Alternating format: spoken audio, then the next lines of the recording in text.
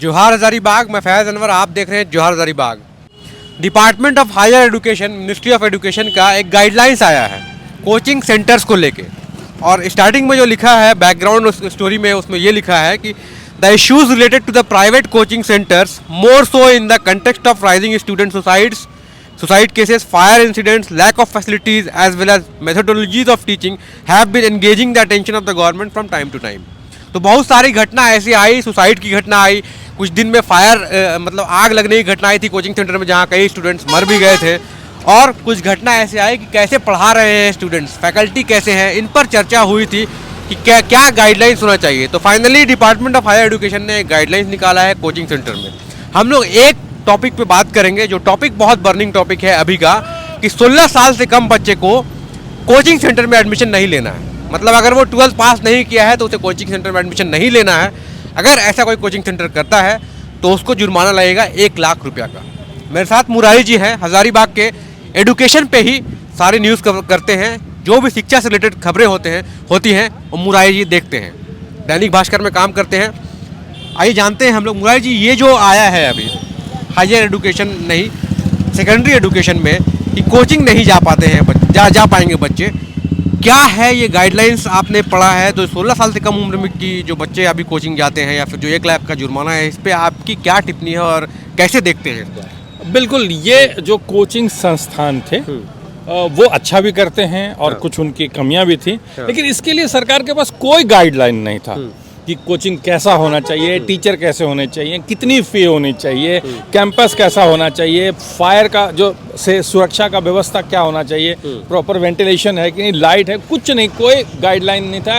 हर आदमी जो जहाँ चाह रहा था वहाँ कोचिंग खोल दे रहा था। अगर हजारीबाग शहर की बात करूँ तो जो 3rd डिविजनर थे, जो फेलियर स्टूडेंट थे, वो सबसे ज़्यादा कोचिंग चला रहे हैं और कोचिंग में विद्यार्थियों को फांसा जा रहा था। अब 3 विद्यार्थी लिए, यहाँ यही सिस्टम चलता है, 3 विद्यार्थी लिए आपका कोचिंग का फी फ्री हो जाएगा, तो ये चल रहा था। तो अब सरकार ने एक गाइडलाइन आया, उसी गाइडलाइन में है कि छोटे बच्चों को जिनके दिमाग विकसित नहीं होते हैं, वो परिपक्व नहीं हो पाता है उनका दिमाग, तो वो फेलियर को स्वीकार नहीं कर पाते। और फेलियर को स्वीकार नहीं करने के कारण बहुत बार ऐसा हो रहा है, बहुत लड़कों के साथ ऐसा हो रहा है कि वो कोई ऐसा डिसीजन ले लेते हैं जो पूरा समाज, परिवार और देश के लिए नुकसानदायक है, और वो आत्महत्या कर लेते हैं, आग लगा लेते हैं या अपनी जान देने की कोशिश कर देते हैं, ड्रग्स की दवाई खा के, नींद की गोलियां खा के अपने आत्महत्या कर लेते हैं। उनके ऊपर प्रेशर जो बनता था, चूँकि वो मेंटली बहुत परिपक्व नहीं होते हैं, मैच्योर नहीं है, इसलिए। तो जैसे हम लोग देखते हैं कि 10th के बाद हजारीबाग से बहुत लड़के कोटा चले जाते हैं, राजस्थान चले जाते हैं, और अभी जो देख रहे हैं मटवारी गांधी मैदान में जो कोचिंग हब बना हुआ है, वहाँ पे बड़ी बरकट्ठा चौपारण के जो लड़के हैं, गिरिडीह धनबाद से 10th पास करके यहाँ पे आके रह रहे हैं। तो ये जो 10th पास लड़के कोचिंग के लिए आ रहे हैं, जो क्लास नहीं कर रहे हैं 11th 12th का, जनरली कोटा में जो जा रहे हैं वो एडमिशन ले तो रहे हैं लेकिन क्लास पढ़ाई नहीं कर रहे हैं और कोचिंग सेंटर में ज़्यादा टाइम दे रहे हैं। इस पे क्या है, आपने इसको देखा है माहौल को? दोनों में कमियां हैं। हमारे शिक्षण संस्थान जो 11वीं 12वीं पढ़ा रहे हैं, उनके पास जो फैकल्टी हैं वो अच्छे नहीं हैं या वो पढ़ा नहीं पाते हैं, तो इसका फायदा कोचिंग संस्थान उठाते हैं। और यहाँ आने वाले बच्चे जो हजारीबाग शहर के बाहर के हैं, पहले कोचिंग में एडमिशन लेते हैं, उसके बाद कॉलेज में एडमिशन लेते हैं, तो कॉलेज में अटेंडेंस नहीं हो पाता है। देखिए, अगर होलिस्टिक डेवलपमेंट चाहिए स्टूडेंट का, तो वो सिर्फ नहीं, आपने कुछ कोचिंग संस्थान को तैयारी करा देते हैं, रट्टा मरा देते हैं, पढ़ा देते हैं चीज़ों को कि ये क्वेश्चन आ सकता है, इनको पढ़ लीजिए, ऐसे कीजिए, तो ये ट्रिक का इस्तेमाल कीजिए, इस ट्रिक का इस्तेमाल करके आप परीक्षा में अच्छा नंबर ला सकते हैं, ये सिखाते हैं हमारे कोचिंग संस्थान। लेकिन ये किसी स्टूडेंट का होलिस्टिक डेवलपमेंट नहीं है। स्टूडेंट को उस विषय का कॉन्सेप्ट क्लियर होना चाहिए, और कॉन्सेप्ट क्लियर होता है शिक्षण संस्थानों में, जहाँ दिन भर कक्षाएँ होती है। कहाँ दिन भर कक्षा, और कहीं 2 घंटे की कोचिंग या 1 घंटे की कोचिंग। और कोचिंग पे तो अब ऐसे भी एक तरह से कोरोना के बाद से थोड़ा सा अंकुश लगा था कि जो बेकार के कोचिंग थे, जिनके टीचर्स अच्छे नहीं थे, उसकी जगह पे बच्चों ने अच्छे ऑनलाइन कोचिंग, जो यहाँ जो ऑफलाइन कोचिंग है उससे सस्ता है और ज़्यादा विश्वसनीय है, वहाँ भी गए हैं। तो ये मौका दिया इन्होंने, शिक्षण संस्थानों ने मौका दिया है इनके पास। अभी देखिए क्यों जाते हैं, तो बात करें, अभी हम लोग सेंट कोलंबा कॉलेज के सामने खड़े हैं, यहाँ इंटर की पढ़ाई होती थी, और मैं बात करूँ तो इंटर का यहाँ एक भी शिक्षक नहीं है, और ये इंटर चला रहे थे। तो कहाँ किसी को पकड़ के जिसने एमए कर लिया, एमएससी कर लिया, एमकॉम कर लिया, उसको पकड़ के पढ़वा दिया, या फिर जो ग्रेजुएशन के टीचर थे उन्हीं को लगा दिया। तो वो ग्रेजुएशन का मुख्य काम करेंगे कि या इंटर में पढ़ाएंगे। तो ये कमी है, जबकि ये विनोबा भावे विश्वविद्यालय का सबसे प्रमुख कॉलेज में से एक है। तो यहाँ भी इंटर की पढ़ाई हुई थी। जैसे आपका ग्रेजुएशन का परीक्षा शुरू हुआ, यहाँ पीजी भी होता है, पीजी की परीक्षाएं शुरू हुई तो इंटर की कक्षाएं बंद, मतलब एकदम अंतिम श्रेणी में है अपना +2। तो उस स्थिति में बच्चों के लिए भी मजबूरी हो जाती है कि वो क्या करें, उनके क्लासेस होते नहीं हैं, तो उनके पास एक विकल्प बचता है कि हम कोचिंग संस्थान में चले जाएं। और पहले ही से जैसे इंटर के लड़के जो है साइंस लेते हैं, वो आईआईटी की तैयारी करने के लिए भी कोचिंग ज्वाइन कर लेते हैं।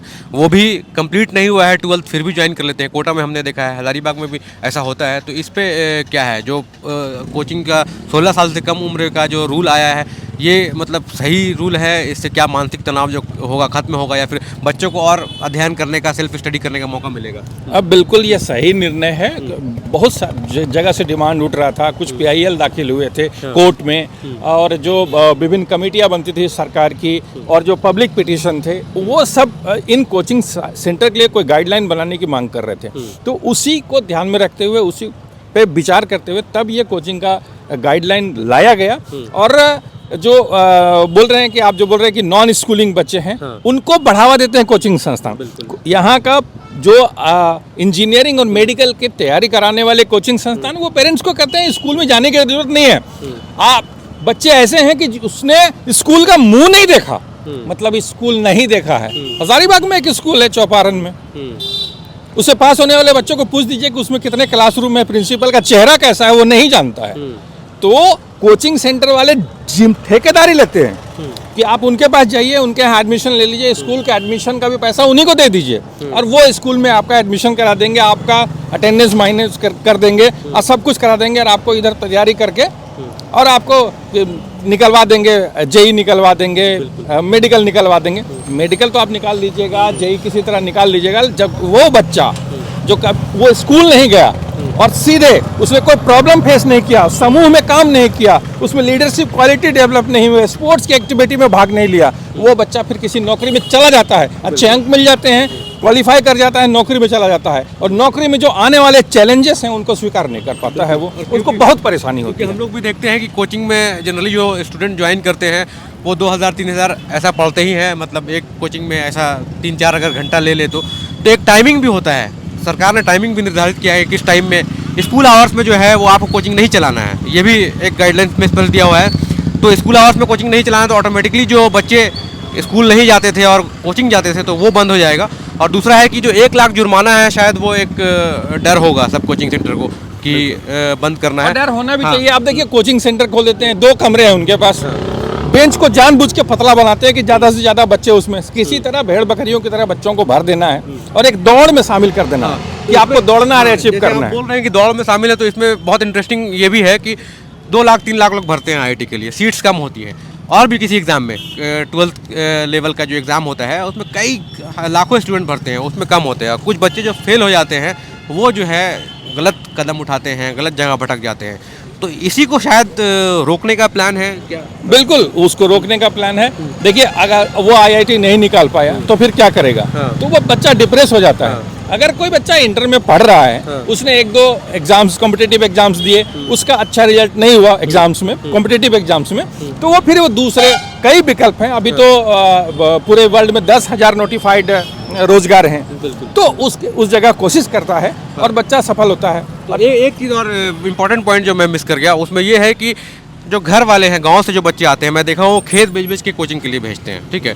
और दूसरा यहाँ से जो कोटा भेजते हैं, तो पेरेंट्स का रहने का खर्चा, खाने का खर्चा, ये काफ़ी होता है। तो क्या स्टूडेंट्स के दिमाग में ये चलता है कि मेरे घर वाले जो है इतना पैसा लगा के हमको यहाँ भेज रहे हैं, 10th 11th 12th के बच्चे जाते हैं, इतना पैसा लगा के भेज रहे हैं, तो हमको कुछ ना कुछ करना है, और इतना भीड़ में जो कुछ नहीं कर पाते हैं, तो क्या ये भी एक रीज़न बनता है कि उतना पैसा खर्चा कर रहे हैं तो तनाव होता है? बिल्कुल, देखिए सभी बच्चे का मेंटल लेवल बराबर नहीं होता है। माँ बाप का एक्सपेक्टेशन होता है कि खेत बेच के, बकरी बेच के उसको पढ़ने के लिए भेज दिया। अब जब उसका आईआईटी निकाल लो, अब उसका मेंटल लेवल आईआईटी के लायक नहीं है, तो जबरन उस भीड़ में शामिल कर रहे हैं, और भीड़ में शामिल कर उसको फेलियर मिलेगा, और फेलियर मिलेगा तब वो कोई ऐसा निर्णय लेगा जिससे पूरा परिवार, घर परिवार बर्बाद हो सकता है, तनाव में आ सकता है। तो ऐसा होता है।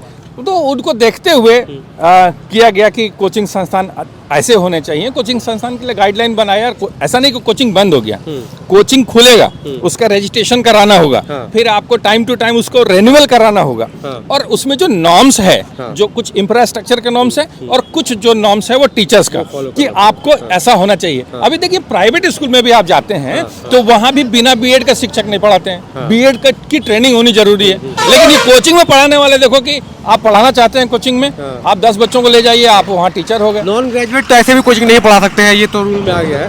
और जो गाइडलाइंस आया है वो बहुत टफ गाइडलाइंस नहीं है, और इसलिए है कि कोचिंग को मॉनिटर किया जाए, कोचिंग सेंटर्स को मॉनिटर किया जाए, कोई भी आके कोचिंग नहीं खोल ले, इसको लेकर ये गाइडलाइंस आया और काफ़ी इंपॉर्टेंट है। लेकिन अब जो ग्रेजुएशन मतलब हायर एजुकेशन से पहले जो कोचिंग पढ़ाते थे कम बच्चों को, हायर सेकेंडरी एजुकेशन को, वो तो बंद हो जाएगा सारे। हाँ, नहीं पड़े, नीचे वाले बंद हो जाएंगे। हाँ। बड़े बच्चों की कोचिंग इसलिए भी शायद जारी रखा गया कि बड़े बच्चों में सोचने समझने की क्षमता पैदा हो जाती है। बिल्कुल, हाँ। तो वो डिसाइड कर लेते हैं, अपने आप का स्व मूल्यांकन वो कर लेते हैं, सेल्फ असेसमेंट भी कर लेते हैं कि मुझे पता है कि मैं साइंस में नहीं कर पाऊंगा तो मैं दूसरे सब्जेक्ट पढ़ लूंगा, या IIT नहीं निकाल पाऊंगा तो मैं दूसरे कॉम्पिटिटिव एग्जाम है उसकी तैयारी कर लूंगा। लेकिन ये जो छोटे बच्चे होते हैं ना, उनके एक तो पेरेंट्स का प्रेशर और दूसरा में कि उनको ज्ञान नहीं होता है, अपना असेसमेंट वो नहीं किया है, और वो सीधे उसमें बोलिए कि इस कोचिंग के चक्रव्यूह में फंस के रह जाते हैं। वो बड़े बड़े बैनर्स उनको देख के कि ये बैनर में करा देंगे IIT 1 साल में करा देंगे, 2 साल में करा देंगे, स्कूल जाने की जरूरत नहीं, उस माया जाल में फंसते हैं। उस माया जाल से बचाने के लिए इस तरह का निर्णय लिया गया कि जो कम उम्र वाले बच्चे हैं उनको कोचिंग नहीं जाना है, नहीं ले जाना है। अब देखिए उसके बाद ये लोग भी शायद कोई तोड़ निकालें, क्योंकि भारत में जितने भी ताला बनते हैं ना उसकी चाबियां पहले ही बननी शुरू हो जाती हैं। हाँ, तो अगर ये गाइडलाइंस ठीक है सब फॉलो करेंगे, 16 साल के कम बच्चा जो है 12th में जाता है, वो अगर कोचिंग नहीं करता है, 10 से 12 तक कोचिंग में नहीं जाता है, तो क्या फ़ायदा होगा, क्या मेरिट है इसके और क्या डिमेरिट्स? स्कूल में बच्चों की उपस्थिति बढ़ेगी, और जब वो वहाँ कोचिंग नहीं है तो स्कूल वाले को की भी मजबूरी होगी। जैसे स्कूल के ही टीचर, एक स्कूल में टीचर है, वो सुबह और शाम कोचिंग में पढ़ाता है और फिर दिन भर जाके स्कूल में पढ़ाता है, तो जाहिर सी बात है कि वो अपने कोचिंग पर ज़्यादा ध्यान देता है, क्योंकि स्कूल में तो उसको निश्चित सैलरी मिलेगी, जितनी निर्धारित है मिल ही जाएगी, और इधर वो एक्स्ट्रा प्रैक्टिस करता था, वो प्रैक्टिस उसका बंद होगा। वो जो बच्चों जो उसकी पूरी एनर्जी थी टीचर की, क्योंकि 16 साल से नीचे का पढ़ाना नहीं है, तो वो अपनी एनर्जी डालेगा, जान चाहे या अनचाहे हुए, न चाहते हुए भी अपने बच्चों को पढ़ाएगा, तो बच्चों को फिर ज़रूरत नहीं पड़ेगी। ऐसा अगर शिक्षक चाहे तो इस काफ़ी कोऑपरेट करना पड़ेगा शिक्षकों के। शिक्षक चाहे तो बदलाव आ सकता है 16 साल से नीचे के बच्चों का, और अगर कसम खा लेंगे कि हमको नहीं पढ़ाना है तो उनको कोई नहीं सुधार सकता है। तो देखिए ये थे मुरारी जी हमारे साथ, हम लोग डिस्कस कर रहे थे 16 साल से कम के बच्चे को या फिर जो सेकेंडरी एजुकेशन के लड़के हैं उनको कोचिंग में नहीं जाने का ये कोचिंग गाइडलाइंस आ गया है। और दूसरा है कि 1 लाख का जुर्माना है, कोचिंग सेंटर में अगर वो जाते हैं वो पकड़े जाएंगे तो 1 लाख का जुर्माना लगेगा। तो ये जो गाइडलाइंस है ये 16 साल से कम के बच्चों की है और सेकेंडरी एजुकेशन को लेके है। और भी बहुत सारी गाइडलाइंस आई हैं कोचिंग से रिलेटेड, हायर एजुकेशन में भी आया है, किस तरह कोचिंग संस्थान होना चाहिए, क्या एडवर्टीजमेंट देना चाहिए, इस पर भी हम लोग बात करेंगे अगले वीडियो में। बहुत बहुत धन्यवाद। हम लोग बात कर रहे थे मुरारी जी से, जोहार हजारीबाग।